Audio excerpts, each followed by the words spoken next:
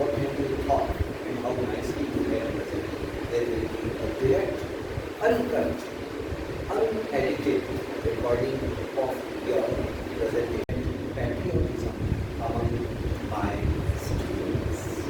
Welcome one by one, and the best thing is that we start alphabetically. Okay? So, who is the first? Starting with we had a beautiful session. The best critic is the mirror which tells you after getting ready or while getting ready where one hair is falling apart, where one baby is moving that side, and where your eyebrows and everything is okay or not. So the mirror is the best critic, and second best critic is your teacher, and the third best critic is you yourself. निंदक मेरे राखिए आनंद टूटी चलाए मेरी माँ के साथों बिना निर्मल करत सो.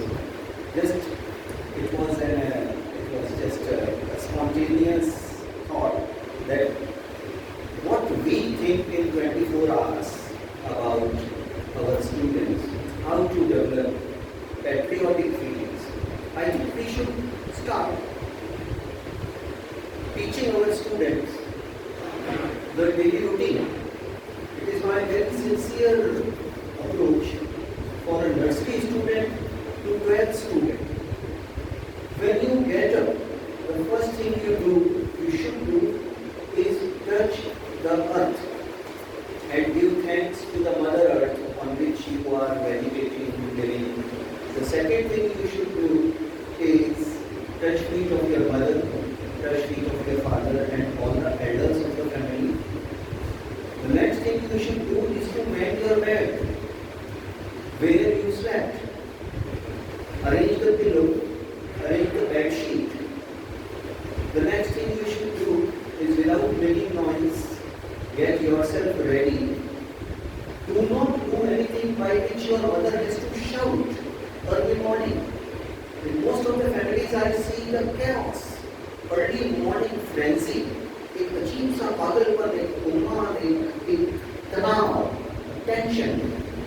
We must teach the child to keep cool, relaxed, get up 15 minutes early, not do hanky-panky works, not running, rushing, frenzied atmosphere early morning.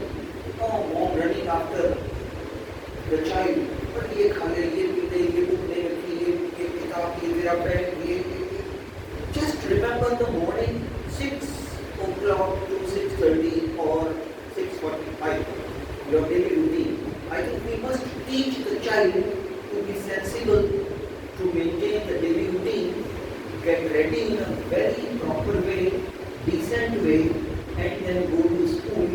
Before going to school, greet the taxi uncle, greet all your taxi friends. When you enter the school, touch feet of all the students. Take care of cleanliness on the passage, in the corridor. If any dust particle is there, if any by mistake of Bailisa or the sweepers, if there are certain papers or the chocolate wrappers or Uncle Chip's packet, we should pick it up and put it in the dustbin. When we enter the classroom, we must take care of the hygiene, the fans, the tube lights, the cleanliness of the furniture. I think it must start in this fashion.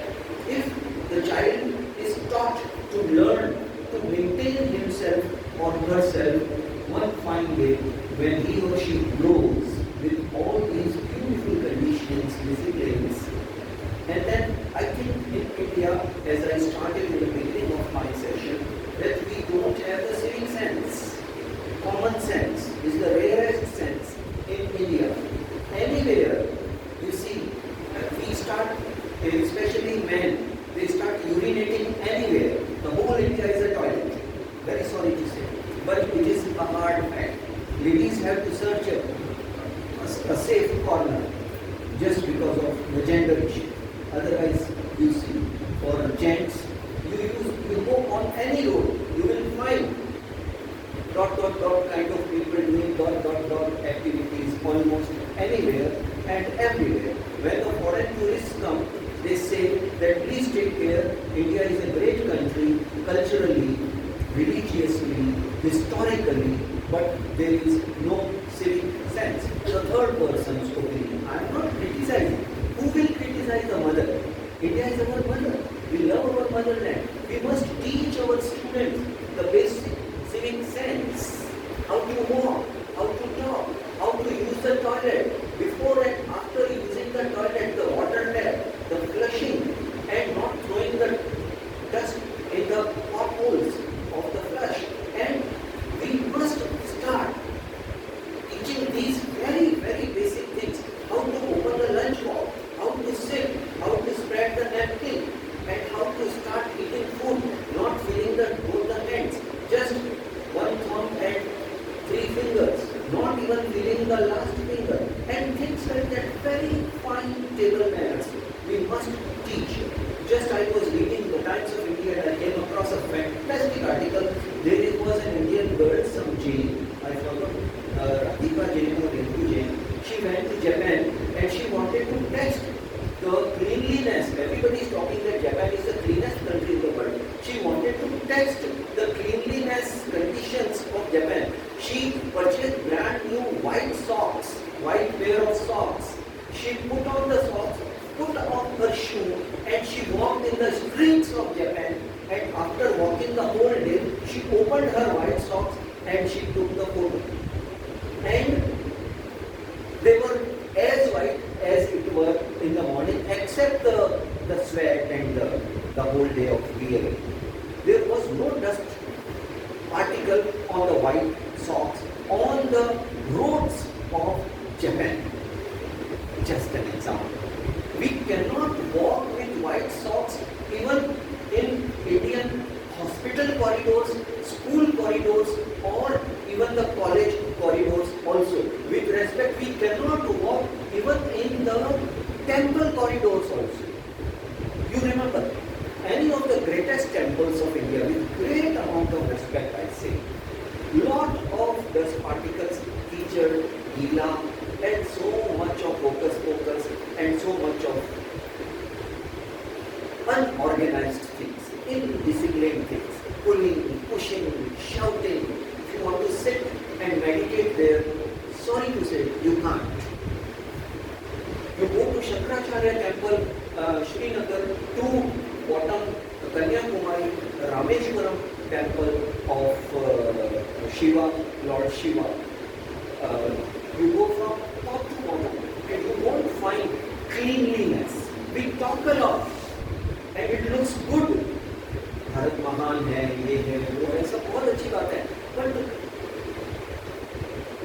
do you see the greatness anywhere in civil life, in common sense? I think we must teach our students to be neat, tidy, organize yourself, then organize.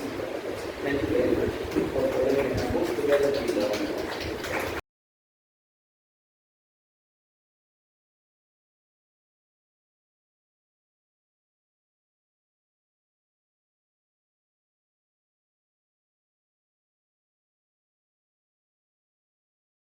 A